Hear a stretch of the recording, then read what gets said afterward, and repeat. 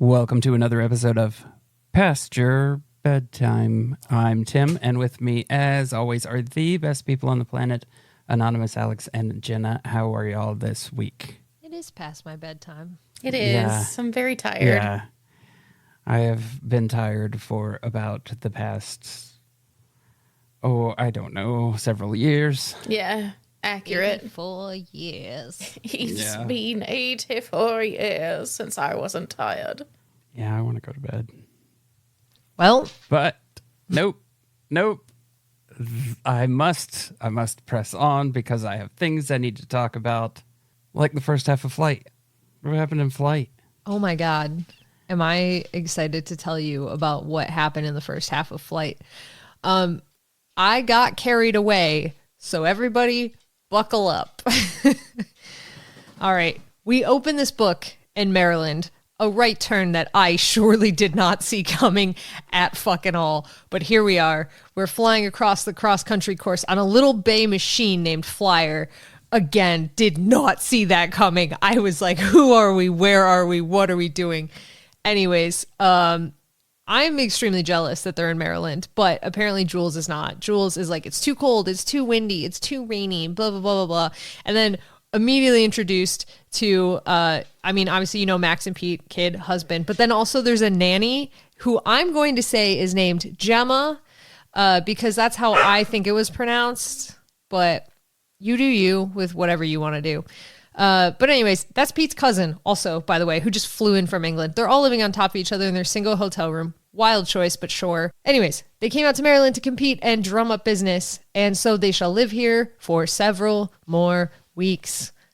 Great. Pete has already picked up 2 more horses to ride from this lady named Hannah, who is pulling them from some old school lady named Mimi, who sounds terrible, but truly only because she broke her collarbone. Right. Only that reason. Definitely no other reason. This all seems above board, except for there's one of the old school dudes of eventing named Sandy, who used to compete with Pete's grandpapa, who seeks out Jules to warn her that Mimi didn't want Pete to have those 2 horses, and that Mimi was planning on taking them further up into the training level, and Pete's like, not ready for that. It's this whole thing. And Jules is like, yeah, dude, I agree. Like, he shouldn't move up with these horses that he doesn't know. And then Jules is like, oh God, they're doing it to ruin Pete and take his good reputation away. But Pete won't think that. Pete's too nice. Anyways, eventually Mimi makes her appearance and she mostly just glares at Jules angrily. And Jules has a great round on Mickey, comes in third, doesn't even care that she's getting glared at the whole time, which is admirable given their shit dressage test. That's right. She had a terrible dressage test on Mickey. Probably she's coming back from pregnancy, but like she doesn't want to blame the baby. But I'm going to blame the baby. That's not in the text. That's just my opinion. Anyways, after a weekend of mediocre results, they head back to the farm they were renting and more importantly to dinner where Jules fills up on mozzarella sticks before being confronted by Mimi and Hannah. That's right. They show up at the restaurant like truly unhinged weirdos. Hannah is excited to meet them and Mimi is livid. And Hannah drops the same info that Sandy had already given them, which is like, oh yeah, Mimi was planning on taking them up to this next level and compete them there. And like, they want Pete to jump on that, even though Pete's not ready and all that jazz. Not that Pete isn't ready, but like Pete doesn't know the horses. So Pete and the horses combo are not ready. Anyways, Pete begins to crumble like the wet noodle he is about not doing this cockamamie scheme. And eventually the Hannah and Mimi realize they aren't welcome at the table and they leave so that Jules and Pete can finish their dinner and then get home to their cramped hotel. Very soon after this event, Pete goes out to meet Prince and Star. They don't end up calling him Star, but listen, it's fine. The horses' names, I just blew past at this point because we didn't have the constants yet. They hadn't met them yet. These names will change as we go on. Stick with me. It's fine. the horses that Hannah's going to give him to take over. Mimi has a shockingly nice barn, and Pete has a lovely ride on them. They're actually truly nice horses, which was amazing based on all the information they had. Jules plays it mostly cool, but points out that Mimi's stirrups are uneven, which sets Mimi off, and Mimi hates her even more. After stewing, she and Jules are hanging out on the fence watching Pete ride these horses, and Jules points out how lovely and straight the horse is going, and Mimi's like, "You're enjoying this, aren't you?" And Jules is like, "What are you talking about?" And Mimi's like, "Wait until the world turns on you. One day, 30 to 40 years from now, you'll know everything you ever knew and loved will turn their back on you, and you'll turn your back on the world." And Jules is like, "That was weird." Mimi walks away. Life goes on. They work to keep their horses fit and ridden. One such adventure is taking them on a trail that was poorly marked in the forests of Maryland, I guess, and then deposits them at a very nice looking barn. And the people there are all like, "Oh my God, are you Jules and Pete? We love you guys. Do you want to come do a demo at a clinic that we're having?" And they're like, "Wow, that sounds great. What's the catch?" And they're like, "No catch. It's with this lady named Mimi. You'll love her." And they're like, "Oh, so that's the catch." But they don't say that out loud because they're professionals. They just keep that in their minds. So anyways, the barn owners gives them directions back to their barn so that they don't get lost in the woods anymore. And they're like, "Oh, by the way, you're going to pass another barn. It's a horse rescue by someone named Rosemary, who is allegedly a sweetheart." And Jules is like, "I don't want to go by a horse rescue because this lady's just going to offer me a horse that has potential." Foreshadowing. When they get back to the rental barn, Pete goes out to find out. When they get back to the rental barn, Pete decides to find out if the hotel has a second room because they're tired on living on top of each other. And Jules is like, "No, I'm going on to the internet where they have things like this," and finds a killer RV that expands into a few rooms and is like, "That's it. I'm booking this. We're out of the hotel. Screw it." Pete comes back and he's like, "I have such bad news. They don't have any extra hotel rooms." And Jules is like, "No problem. I've got an RV. It's on the property of someone named Rosemary." Oh, wait, it's that Rosemary. Anyways, Gemma is so relieved that she basically has the entire hotel and baby packed up by the time they make it back to the motel. Everyone moves into the RV, and it's awesome. And it comes with breads and eggs and butters.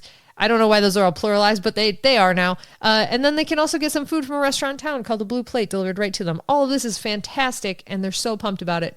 And then they drive through town because they're going to go do chores, and they find the titular Blue Plate diner, which is packed to the point someone even drove their tractor there. So like, all right, shit, this place must be great. We'll stop on the way back. I know this doesn't seem like it should be included in this summary because this is minor detail. It's not. Just hold on. So anyways, drive through town. Only hiccup is they run into Mimi's. Wait, nope, skipped a line here. Anyways, they take care of the horses. They come back through town. They stop at the diner on the way. They have the best fried chicken in the entire world. And also we find out the entire history of how the owner, Nikki, has guarded the secret of how to make this chicken with their life. And also Nikki owns the bakery. And also Nikki is Rosemary's best friend. Everything is interconnected here. The only hiccup is they run into Mimi's wife, who is mildly sympathetic to Jules and is like, "But just keep on being a bitch to Mimi because it saves our marriage." And I don't know why she said that to a perfect stranger, but you know what? Sure. Jules is like, "You know what? I get it. I'll keep being a bitch. MBD. They get home that night. Jules is like, "I'm going to chill. I'm going to decompress. Everything's going to be cool." And then what happens? That's right. Rosemary appears bringing a bottle of wine. And they're all like, "Oh my God, she's so cool. She's so wonderful. She's so great." And also she has a rescue horse that just has so much potential. Can you please just ride this horse? And she's like, "She's so athletic." And Jules is like, "Oh, you mean she jumps the fences?" And Rosemary is like, "How did you know that?" And Jules is like, "Athletic is shorthand for jumps fences," which is true. And then Jules is like, high on that chicken, that fried chicken high, and is like, "You know what? Hell yeah. I'm going to take on this mare from you. She sounds great." And Pete is like, "Wow, you are not a mare person." And that was the first half of this book. You covered a lot of ground there. Just so like much the book. ground. Yeah. Yeah. Like, I realize how subpar my summaries are after hearing your summaries like every time. I don't think so. I think what happens is you give an appropriate amount of detail and I give something called an inappropriate amount of detail. Yeah. So I was like, how did we get to Maryland? Like, what? So there was a note in the book that's like, "Hey, this comes after this other book that I wrote that's a part of a different series, but you don't need to read that book to get into this book," which is true, but it does make for a very all right, we're hitting the ground, literally running. Do you remember what book it was? Okay, this novel takes place following the action in Friends with Horses, Book 2 of the Briar Hill Farm series. Okay. So maybe the Briar Hill Farm series is the one we need to read next Yeah. when we Wait. get back to the Natalie Keller Reiner. Yeah. Universe, the NKR greater universe? Yeah. Yes. Yeah. I had Alex and Alexander, but now I'm wondering if I should make adjustments if there's more overlap. Yeah. It sounds like it. Also, I did get the first chapter of Grabbing Maine at the end of my audiobook. And? I think that a lot of the main characters in the NKR expanded universe are just multiverse Alexes. Mm-hmm. Because like one chapter into Grabbing Maine, and I've already seen all the correlations between Alex. And they're different than the Jules correlations with Alex, except for the cheese thing. It was noted that the main character in Grabbing Maine does spend too much money on cheese. And I think there's this cheese Diet Coke law for horse people. And until I fully embrace cheese and Diet Coke, I don't think I can fully be a horse girl. This is what I'm learning. So I have been trained to the point that when you say Alex, I assume you mean Alex from the book series, because I've spent like 3 to 4 episodes sitting up every time you say Alex, assuming you're calling on me. And this time I just went, oh, he means Alex from the book series, until you uttered the phrase buying too much cheese. And I was like, fuck, I need to clock back in. You're talking about me. I did have to message Alex, anonymous Alex, at one point during this book, because Jules utters the line. I love that you felt the need to clarify that. Like you texted imaginary from the book, Alex, was like the thing that I was going to think. The line was, I am calm, I am at peace, I am full of cheese. And I was like, this is what Alex says to calm herself down. Yeah. This is Alex's fun. And then I messaged her, and her immediate response was, I knew you were going to message me as soon as I read that. I am calm, I am at peace, I am full of cheese. It's a mantra. Like, that's it though. That's how you do it. Those are all the steps to peace. Cheese. And a Diet Coke. I think I missed that gene. Like I don't have that gene in horse girl genetics. I don't love Diet Coke. I need you guys to know that since we started working on the escape room, Shannon and I have stacked up all the empty boxes of the Diet Coke that we've bought. And we were talking the other day about like just like cleaning up some stuff or whatever. And Shannon's like, yeah, I keep thinking about throwing out those boxes. And I'm like, no, we have to know how much we've had. And she was like, that's exactly why I left them there. I kind of want to see where we get to. Have you ever been or seen highlights of a baseball game when they start? There's a couple of different things you'll see. The beer cup snake is fun if you have seen one of these, where everybody puts all their beer cups together to see how long they can make the beer cup snake. Also, there's another one where they'll build beer can pyramids. And there's a couple of like highlights floating around of them challenging the baseball players like in between innings to throw the ball and knock down the beer pyramids.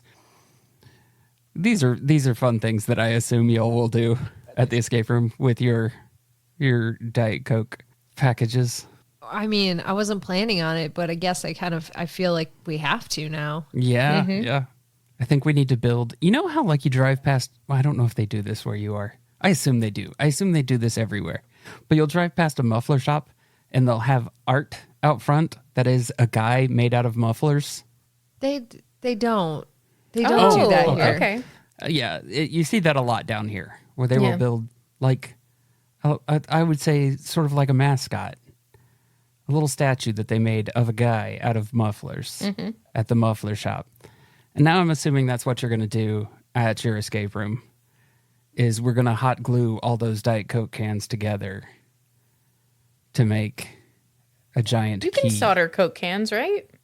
You know sure what? Never someone mind. can. I take that back. Yeah, and I'm sure it's Alex. I'm sure it's Alex that can solder Coke cans and would prefer to solder Coke cans than to That seems way more industrious than Gorilla Gluing. I am so intrigued by the concept of soldering Coke cans together. I don't want to.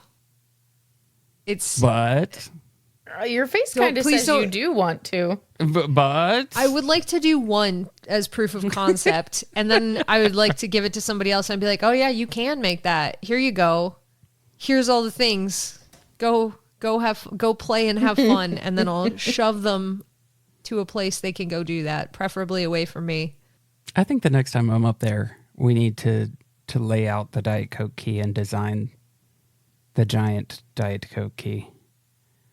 I think this needs to be a thing that happens. We can make you a Diet Coke can planter. A canter. Canter. That's pretty good. God damn it. Now I'm thinking about like how I would cut the cans on the angle to make the like loopy part of the key on the end. Like you could do a lot with that design See? because it's kind of like a air duct kind of thing where you can make it all sorts of different. Mm-hmm. That's I annoying. have not even gotten that far. I was just going to make it like kind of squarish. No, you got to cut Yeah. it on an angle. So now we're going to need a Coke can cutting. I'm going to say saw because I've had enough of snippers. We're going to go straight to that saw. You think we could Dremel Coke cans? That way they wouldn't lose their shape? Yeah. Yeah, but like, what if we just like twirled it on the saw? You could probably get away with that too. That would probably work. Or what if we just cut straight through it and then like had a pool noodle that we just like stamped in there to reshape it? That's also, and actually, So they actually pool make noodle like base pipe is not pipe a bad cutters. idea. They make pipe cutters that you can just roll around the outside of it, and then Yeah, it's that's cut. true. So That's true. We could just do that. I want to go fast. Yeah, this will be fast. I promise. I like the idea of a pool noodle base, and we cut the ends off the Coke cans, and we shove the Coke cans around the pool noodle Ooh, to maintain some Diet Coke sort of garland. structure. Imagine if they had had that technology on the Titanic, how many people could have lived? wow. Pool None? noodles. Yeah, pool noodle, Coke noodle, pool cans, noodles. Wow. Pool noodle, Coke noodle, pool cans. That's what could have saved the Titanic. Yep. I don't know if that's. I don't have any Tim, science to what back do up any women love? argument. Diet Coke. What do children love? Pool noodles. Women and children. They could have just thrown them right in the water. Right in the water. Get your pool noodle, get your Diet Coke, Don't get even the wait fuck on out. that boat. We've called the Britannia or what the fuck ever. Get the fuck out. Wow. It's been 113 And one. years or some shit something. years. What if we built a muffler man out of pool noodles and Coke cans? Is it 111 years? You'd float. Because it was 1914, right? It's something I thought it was 1912, but I bet you're right. I assume you're Googling it for us so that I we assume can too. end our She misery. looked away. Yeah, that looked like a Google face. Except for that looked like she was pointing at the moon, like to somehow gauge the Because calendar she by had gotten the the stars. year right, so she was pointing to the end of the field as if she had just hit a home run. No, I went to Google it, and then immediately Nona jumped up on the soundboard that's up on my wall. But it's on, Oh, okay. again, I think I've described it. It's just on impaler spikes. So it comes off of those very easily. And she did knock it into my computer the last time she did that. And this time I'm sitting at that same computer that she knocked it into. So I don't want that to happen. But it was 1912. Nice. So 113 years ago. 113 years ago. I really like this book series. Me too. Like, The level of growth in the whole thing, Yeah. I love it. but it's also like the instinct that's still in there to like bring out the monster Jules. Yeah. Oh yeah, she knows how and when to use it now, and that is growth.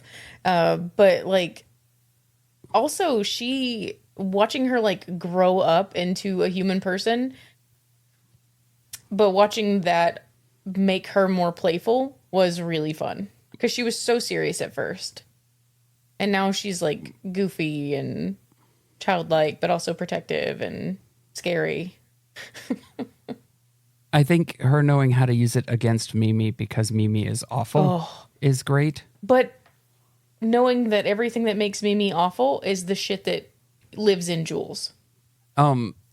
Except for there's something about Mimi that is, look, I am old and grumpy, and you have no choice but to become old and grumpy because that is the way of things. And that irritates me. I liked to no end. Yeah, I liked Mimi's whole "you've had everything handed to you" thing. Like, that was pretty funny to me because we obviously know that she hasn't. We know that she's had to fight for the stuff that she has. But from Mimi's perspective, she hasn't, I guess, even though, like, it shouldn't be hard to find out all of these different things that have happened against Jules. I think with the Patreon money one day, we should just go do a recording in Maryland. Like, nothing else planned, no other, like, I know we're going to do escape rooms out there. That's a foregone conclusion. There we go. But we're just going to record in Maryland, apropos of nothing. Let bygones be foregone, okay? Shouldn't we take the little mini recorders and do something in Kentucky when we go there? 1,000%, yes. Yeah, okay, but that's not randomly recording in Maryland. These are two different trips. How much? Okay, I see people on TikTok all the time with those little recorders talking in the field into their tiny little recorders. And I so desperately want to have anything in my life that I care to say enough that I would take a mini recorder to do such a thing. So, NKR, which is how we will refer I'm to going her to be now. calling it the NKR universe, the greater NKR universe. Yeah, I think that's only fair. The greater NKR universe, there is another Natalie Keller Reinert book that is due out March of next year. Yeah. Is it a continuation of this? Is it a separate story? I don't know. But I'm hoping it's more Jules. I'm hoping we're not done with Jules. So also, while we're talking about this, NKR of greater NKR universe has a Patreon where they're writing a book on that Patreon. And I don't know if it's like, I was watching one of her TikToks and I think it's like going to be published at some point, but like, I'm very interested to see what the special Patreon book is and read that as it's being written. Well, I'm just going to be going to the Patreon right now. Excuse me. I have many questions for Natalie Keller Reinert. Name one. What do you know about the TV show? Oh, yeah. That seems to be like every time we talk to an author at this point, I feel like that's our question. Yeah, that's like, let's just go ahead and get this one out of the way.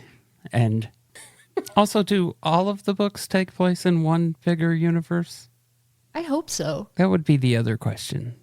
I hope that someday there's like, or maybe today, maybe it's already done, there's like massive time travel. So like Natalie K. Reinert writes like the Highlander series of horses and is like, that also takes place in the greater NKR universe. Okay, but why don't we write that story? Why don't we? Where just like randomly horses started taking out other horses. And then as they take out the other horses, they become more sentient. Not sentient, that's not the word. More, they can like talk. Did you think that, hold on, did you think that she said Highlander? Yes. I did. I fucked it up. Jenna heard what I meant. Oh, shit. Okay. I She fucked did it up, say but Jenna Highlander. heard the right thing. That being said, I have a lot of questions about what happens in the movie Highlander. Does the Scotsman become more sentient the more humans he kills? No, he becomes more powerful. That's why I didn't think the sentient thing, but they would evolve into like a human-like ability to communicate when they killed more people. This is just sort of the nature of the story that Is I'm that crafting what now, that I've taken happens over. in Highlander? No, they become more powerful. They have already mastered speech. They are beyond that point. But since horses are not, they're going to have to elevate to that level for my story to take effect. And then they're all trying to kill the other horses so that they can be the one remaining horse. That's not even that hard. But hold on. Why are we talking about this one? We should be talking about, what were you talking about when you said Outlander. Highlander? Jenna, Outlander. Jenna heard it right. Yeah. But why would you say Highlander Because if sometimes you're talking... I'm thinking, listen, Tim, at any given moment, I'm thinking about Hold on. 15 things. Sometimes I don't hit the exact right word. You heard bygone and foregone earlier. Are you really that surprised that I fucked up Outlander and Highlander? No, but now I don't know what the story is you're trying to write because I don't know anything about Outlander. in but I want to Outlander- stay. I want to stay with the story that I'm writing because it's about Highlander. So since we talked about time travel, but hold on, that's we can't where get past Outlander this. came in. We have to establish that Alex understands that Sean Connery knows how to talk already. What I Instead of understand of Christopher Highlander is Sean Lambert. Heard Connery. Sean Connery. He needs does to not kill. know how to talk already. He is more well spoken than any horse I've ever met. So we have to at Untrue. least get False. to. And also, I think Untrue. he's voiced a horse before. Mr. Ed did not talk for himself. It was another guy. He just had peanut butter in his mouth. I don't think that. I think what you just told me is that the Highlander is not sentient and only learns by killing. And I'm assuming absorbing the memories and thoughts of the victim. Therefore, that's how they learn to be the Highlander. That is not at all what I said. It what I said feels is that like that's what you said. the horses had to get to a point where they could communicate for my story to work. Before you explain all that I choose to ignore in this moment, the very first thing you said, just about horses becoming sentient, has made me think that what Highlander is just a man that was raised by various forest animals that needs to kill to absorb the thoughts and memories of the people and then learns to be a Highlander through that. Yeah, that's This it. is probably still better than Outlander, the story that you're crafting Well, right now. Hey, shut up. First of all, I'm on board It's with the like story an that Alex is writing. award-winning, like 14-book series that's being made into like a 8 million seasons. season TV show. 8 seasons and then the prequel show. Yeah. So anyway, the horses, right? Mm-hmm. Like immediately, right off the bat, the horses like Thanos themselves.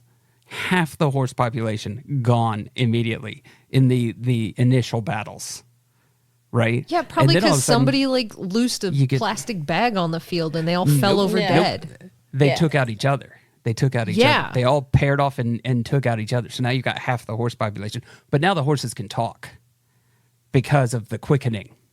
Except we won't call it the quickening. We'll call it something else. Yeah, that's God. for Thank pregnancies. God we I don't, have a yeah. second question for you about the logistics of the half and half battle. Once they kill Hof. one horse, hoof and hoof. Once they kill one horse, do they stop fighting? Like No. they're like, killed one, I'm off the field. No. Well, then it just...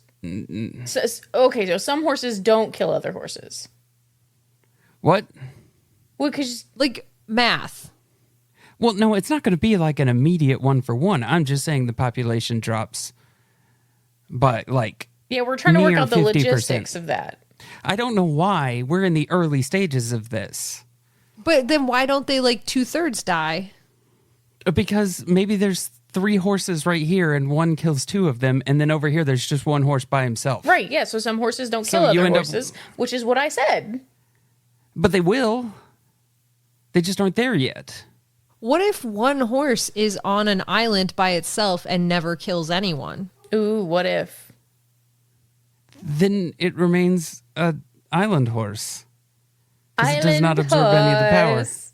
I don't understand why you're trying to poke holes in a story that you wrote, Alex. This isn't the story that I wrote. It is. No. You word for word said it happens just like Highlander. I would never put math in anything, certainly not a story about horse war. I can't combine the words horse and war. It just turns back into It's horse. war horse. Horse. The story is worse. I've ruined it with my sentient through death Highlander experiences. So anyway, Tim, Outlander. In Outlander, you have a character who used to be a nurse during the Second World War, and she ends up in this mystical stone ring that transports her back to the past to just before the Jacobean War, and she gets married accidentally to a Scottish guy who is going to be part of the rebellion, the Jacobite rebellion. Is this nurse played by Richard Dean Anderson? No. Okay, because it sounded very similar to Stargate, so I was just... I love you.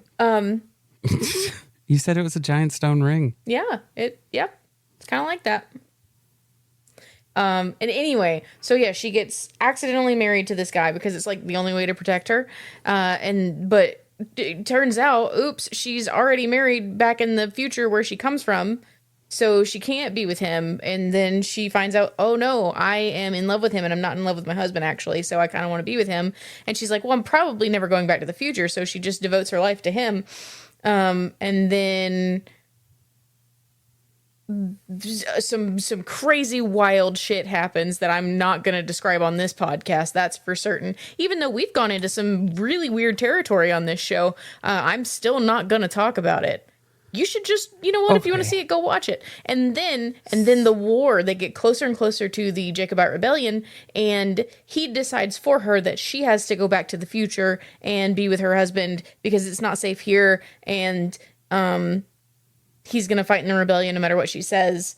And she ends up going back to the future, and I'm not going to talk about more because stuff happens. Okay. And I want to watch season 8 so bad right now. This is a very interesting question, right? Mm-hmm. Like, and I've been, this one's got me puzzled. All right. Right? If you get married in your present, and then you go back into the past and get married in the past is technically your future, so your present came first, but legally, the marriage in the past should stand first. So the future marriage, which happened first in your own timeline, should be the not valid one.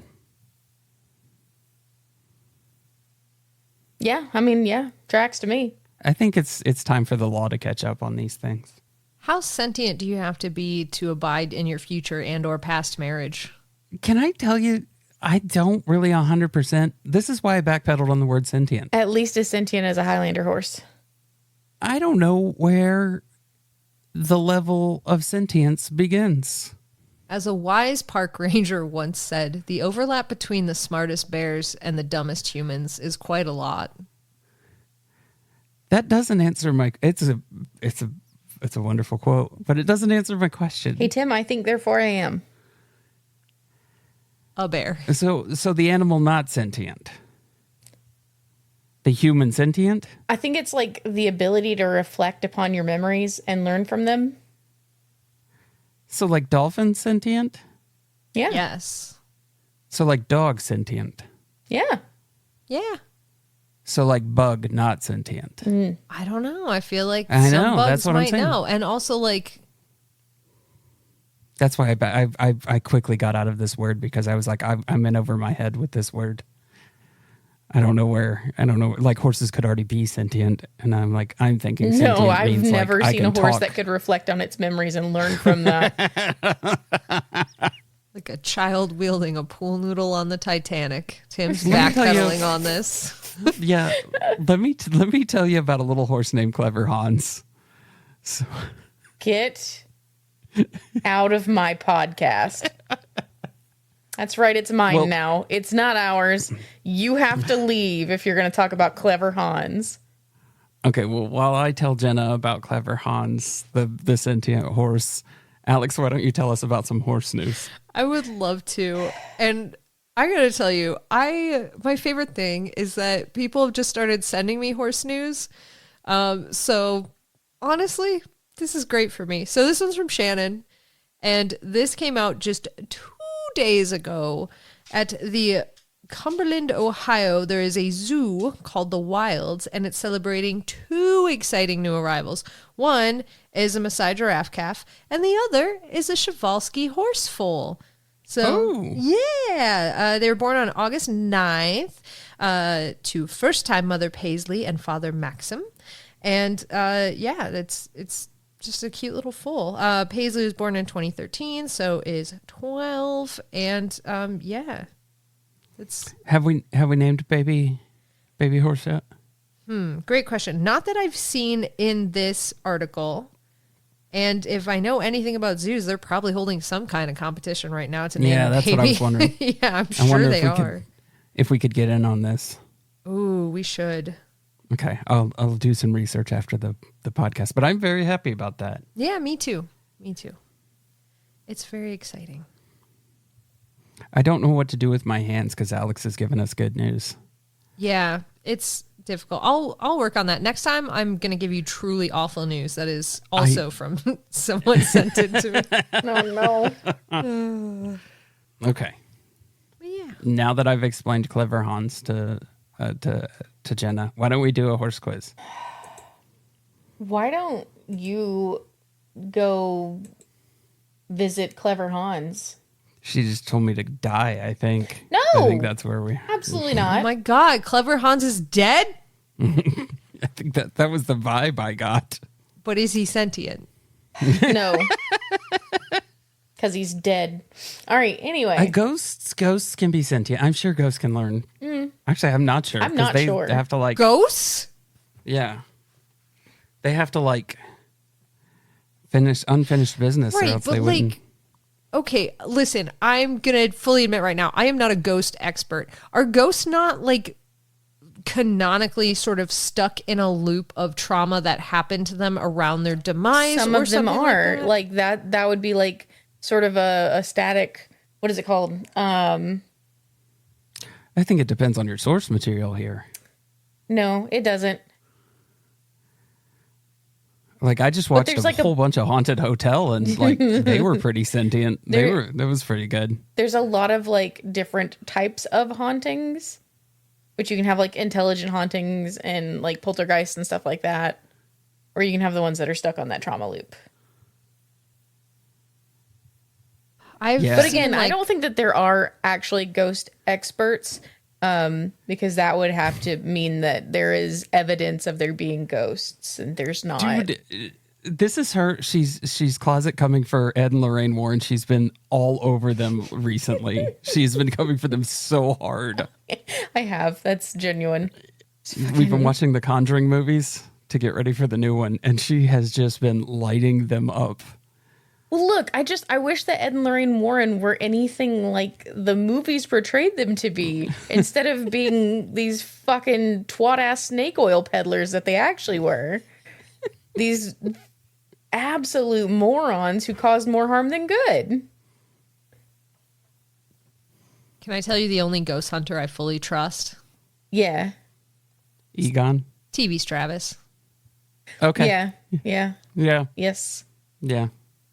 Fully I trust with my TV's life. Travis with a lot of stuff. Yeah. Yeah. Yeah, with like anything really. Yeah. Horse quiz. Horse quiz. All right. Are you guys ready? Yes. Good. I think you're definitely anyway, number 1 is a Swedish biographical drama film which was released to cinemas in Sweden on the 26th of August 1982. What are we doing? Are we doing Flight. flight stuff? Okay. Flight stuff. Flight It's called stuff. the Mile High Club, Tim. Flight of the Navigator? No. Why Flight. did you go there? When I said it was a Swedish biographical that's- drama film. Because I'm hoping that's one of them, because that's the one I have loaded up. There's Test also Flight. the movie Flight with Denzel Washington. That's not Swedish either. Those are the two that I have. Lingonberry Flight of the Conchords? Flight of the Flight of the- Lingonberries. Flight of the Flight Home. That sounds like something. Flight. Yeah, it's gotta be home flight. Flight home. What if it's like a really long Swedish word and flight just happens to be like in it? I don't know any Swedish. I was gonna go like hard German with it. Der Fleischenschwuger or something. I like that's not pretty anything. good. I liked That's just that. noises that don't amount to anything, but You probably just said the most like horrific shit in German.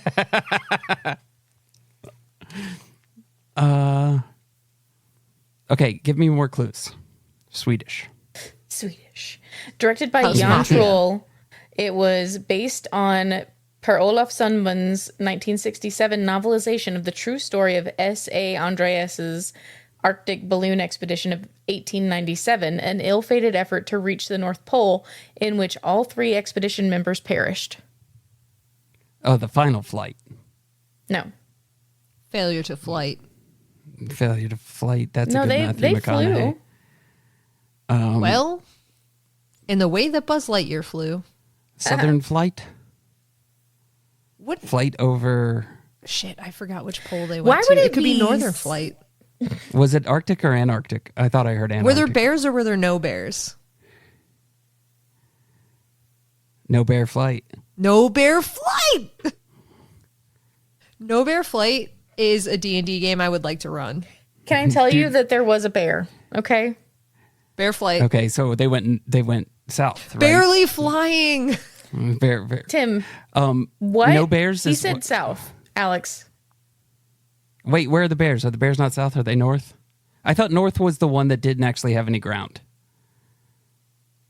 That's just floating ice. But it does have And bears. south is the one. Does it? Is that north? Okay. Yeah, I don't know. I don't know stuff. I know that now. No bears is what I yell at Alex when she refuses to do something, and I yell it to challenge her. In what way? It's like no balls, but Oh, I Like, thought it's the this thing was you like have to a do it. It was Chicago a- sports joke. no. It was a high school yelling things at other people to dare them to do stuff joke. No bears. Back in the colonial times. Flight of the expedition. So they went north, is what I'm guessing. Okay. Also, Well, if I The did Arctic tell you sorry. that they went to the North Pole, then one can assume that they went north. Yeah, I wasn't listening. The Arctic flight? I have to confirm that like I'm not having a delusion. You did say in a balloon, right? I sure did. Okay, like that's based on Balloon flight. like I did it just also seems say really- ill-fated, right? You did say ill-fated. You said balloon. You said to the north, and you said Swedish names, and you said 3 of them, and they all perished. And like, there's just like something about flying a hot air balloon in the coldest weather that like just seems like it's not a good idea from the start. Like in my unprofessional balloonman opinion. Hey, Alex, let me just tell you, as someone who has seen the movie, yeah, you're right. It's just, almost like- like they could have seen it coming, you know? They should have seen it coming. Like based on like the most basic thermodynamics one can imagine, they should have seen it coming.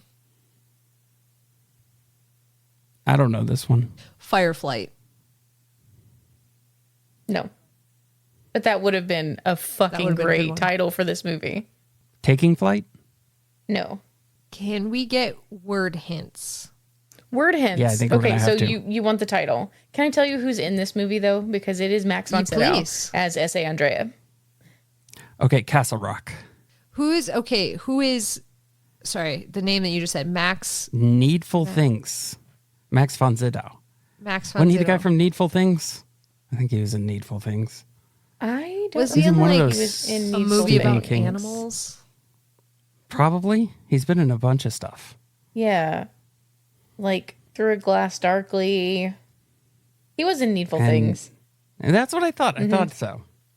But most people now know him from Star Wars, The Force Awakens. People who didn't know who Max von Sydow was. Who was he in that? He's the old dude who gets killed by Kylo Ren in the opening sequence with Finn. When Finn becomes sentient. I don't know that I've seen this movie. When Finn becomes sentient. I assume Finn killed somebody in that moment and therefore No. became sentient. No, Oh. but he did watch somebody get killed for no reason. Oh, so you can, by watching also, this is like becoming a real Kelpie situation. Yeah, exactly. Or a Yeah, kestrel. he was in Dune. Yeah. If you watch somebody get killed, you become sentient like a cat. You can see kestrels. Yeah, exactly. I love it when you can see America's smallest falcon because you've witnessed death. I refuse to say it right at this point. I don't want you to. I want you to assert that a perfectly visible raptor cannot be seen until death has visited you. Okay, yeah, we're going to need word association. Okay. Yes. Oof. Okay. All right. Red eye So font? it's nope. It is 4 words.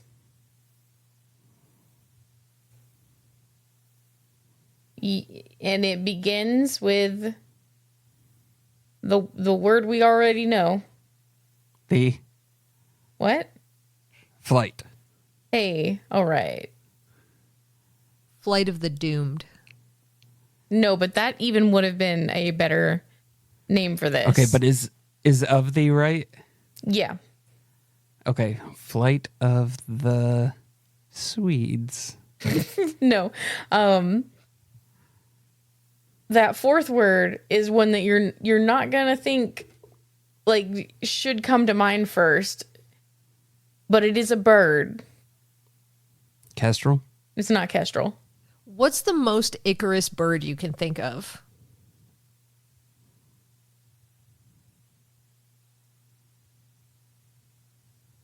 Okay, Hummingbird? I'll answer. Well, why? Hang on, backtrack. Oh, Why? no, I was just thinking of inappropriate birds. I don't have a real Icarus bird. Okay. Like hummingbirds is, you're right, the least Icarus bird. Mm-hmm. Flight of the seagull. These are what I'm thinking. It's whatever Flight they of named the balloon. puffin. Flight of the puffin. They named the balloon something, and that's why we're not going to get it. Well, okay. Pelican.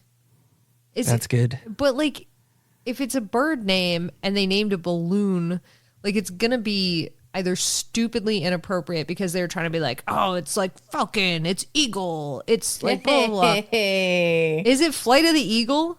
Yes, Alex. It's Flight of the That's Eagle. so stupid. Yeah, because why they do named people the do balloon this? Urnen, which is eagle. I was going to go with penguin next. That was the next one I got. That's- Flight of the penguin. yeah. Which I think would be a great title. I honestly think that would be the perfect title for a balloon that crashes to the ground at the North Pole. That would have been great. All right, what's next? Are you ready for number 2? Probably I am. not.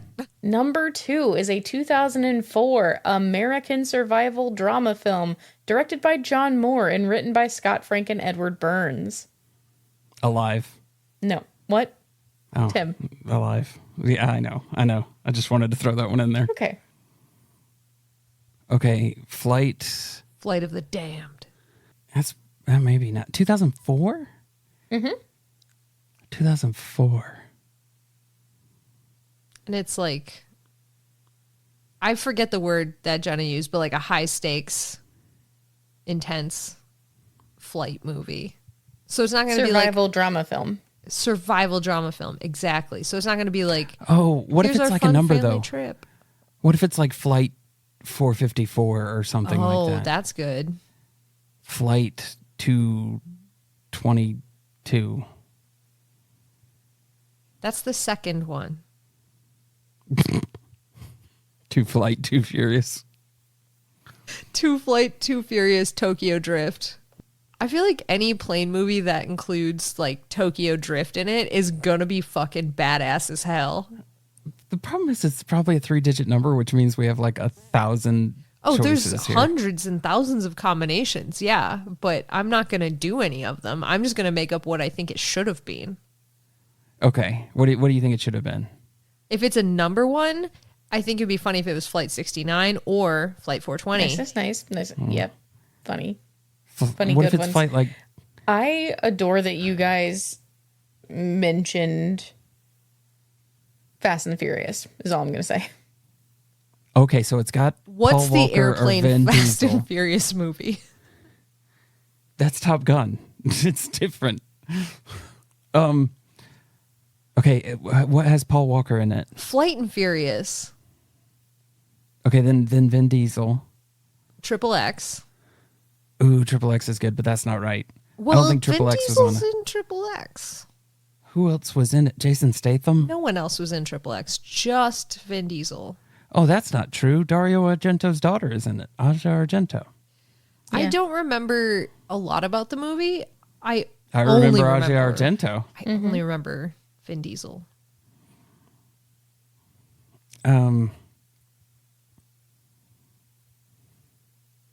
I've seen that movie like 5 times and I remember nothing about it. Triple That's X? Yeah. crazy. Did you see the second one? Yeah. There's a second one. Yeah, it doesn't have Vin Diesel in it. I think it has Ice Cube, but Yeah, I'm not it sure does. that that's right. What Yes. doesn't? He's in an Amazon commercial now, is he not? The War of the Worlds? Yeah. Yeah. Yeah. Yeah. It's rough. Oh, it's rough, buddy. It's rough, buddy, for sure. It's upsetting based on like the fantastic history that is War of the Worlds. Yeah. No, Listen, it's not I don't good. really think it lessens the amazing history of War of the Worlds because it just isn't War of the Worlds. And it's fine. But it was such a neat Right. concept. It was a for neat concept. For a movie to be made during the pandemic, I thought it had some like really cool ideas, but man, the writing on it was so bad. Yeah. And I So want to clarify, I wasn't saying that it lessens the history. I was saying it's disappointing that it was so bad based on such Yeah. good source material. Who else was in Michelle Rodriguez? I Jordana know Brewster? that name. No, I don't know this one either. Yeah, what's this airplane one? What's up with this airplane one? Are you asking for more hints? I think Yeah. so. Oh, okay. All right. This film is a remake of the 1965 film of the same name, both based on the 1964 novel of the same name by Elliston Trevor, about a group of people who survive an air crash in a desert and must rebuild a new aircraft out of the old one to escape. Oh, it's like Flight of the Sahara, but it's not. It's in the Sahara. It's Flight of the something. Airframe by Michael Crichton. Flight of the Serpent. Flight of the. Flight of the Adder, which is serpent. I thought this had like Bradley Cooper in it, but maybe it didn't. No, it's Matthew super. McConaughey maybe was in. Absolutely does not. But I know the movie. It's Flight of the. I was thinking we were in the snow again, but we are not. Well, deserts Flight- can be snow deserts. Mm-hmm. But yeah, Flight this of the does not seem to be Condor? that. Is it Flight of the Condor? Is it another bird? Well, sort of, yes. Yeah, I would say it's a bird. But like, as in a plane? No. Oh, a real bird. How exciting. Well, no. Flight of the Phoenix. Hey, way to go, Alex. That's it. Alex Yep. is kicking your ass today. Yep. Only Yep. because these are bird clues, not any other reason. The next one, if it's not a bird name, I will not know it. The minute she said it wasn't a real bird, I was like, there's never been not a real bird. This doesn't exit. Tim, And then you were like Phoenix. And You're I was going like that's everybody's like birds aren't real, and Tim is like there has never been an unreal bird. I was like, they're funny. only real birds. What are you talking about? And then you said Phoenix, and I was like, that's even a goddamn city. Like, why did I not get that? That's such a like common, not real bird. I never fucking thought Phoenix was cool until you just pointed out it was named after a mythical bird. That's fucking cool. All right, what's number 3? Nerd. Okay, anyway. Number 3 is a 1986 American science fiction adventure film directed Flight by... of the Navigator. Yes, Tim. Oh my god.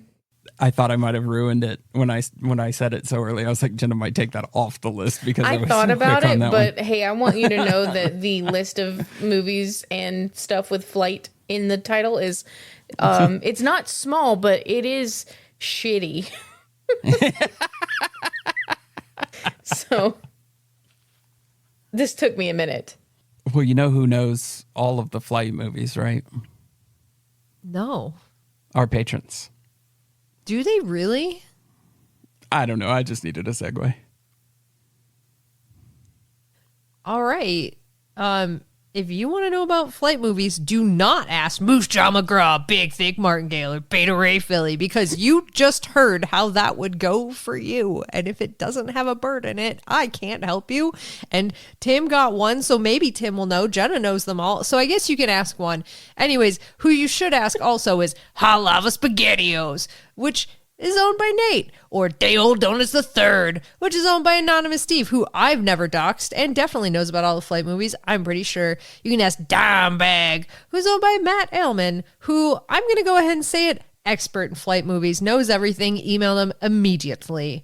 Or marital combat from Catastrophe, who gets a metal name, and that seems pretty flight adjacent. Or glue factory from Bean, who can probably build you a flight plane out of metal. It won't fly. Well, lead balloons fly. I don't know. Go ask Bean. I don't know anything. Or Johannes Equestrian from Rob N., who definitely knows all of the flight movies. I can tell by looking at their name. You know who doesn't know anything about flight movies? It's the second L from Lost Imey. Knows nothing about flight at all, ever, anytime in his entire life. And I'm willing to assert that loudly on a podcast. And who maybe knows about flight? Ronnie from Scott. That's who you can ask. Don't ask me. And this brings our podcast to an end, similarly to the way that Tim's going to make a Diet Coke floaty. That's not really the end of anything except Diet Coke, but you know what? I'll take it. I'll take it as a segue. Thank you for listening to Horse Girls. If you want to know when new episodes are posted or share your observations of this positively academic podcast, follow us on Facebook at Horse Girls Podcast, Twitter and Instagram at Horse Girls Cast. And if you want to buy some radical shirts and things, visit duckduckjenna.com, America's most beloved search engine, to search for one thing, and that's Horse Girls merch. Want to take our relationship to the next level? Go to singlethoughtconnection.com, THOT. That's right, I'm breaking the mold. You can become part of our barn at horsegirls.club and be accused of knowing things about flying and flight. But also, we have a veritable plethora of other things to offer you, like content, but more importantly, horses in the barn. And if you want to find us on other podcasts, you can. We do them. If you like TTRPGs, check out Dungeons and Drakenbeams, Late Starters, and Dragon Knight Adventure Friends. Knight with an N, not a K. And if you like Animorphs, check out Animorphs Anonymous. Surprise! We also do Surprise Deck Book Club, wherever podcasts are sold. If you are betwitched by Jenna, check out Jenna's Twitch at twitch.tv/JennaChill with one singular L. And if you try to put that second L into anything but Google, I will take it, I will strap it to a plane, I will name it a ridiculous flight movie, and I will fly it directly into the sun, where it will then fall to the earth as Icarus did, because the fucking audacity of putting the second L in there. It's ridiculous. Twitch.tv/JennaChill. And if you, like me, can't get enough of Tim's beautiful Appalachian voice, he's voice acted on such podcasts as The Way We Haunt Now. And if you think our episode art is hella cute, that's because it is. And it was created by KCD, who writes and illustrates a webcomic that you can get for the low price of free at bsideyoucomic.com. May the nuts ever stick to your roof.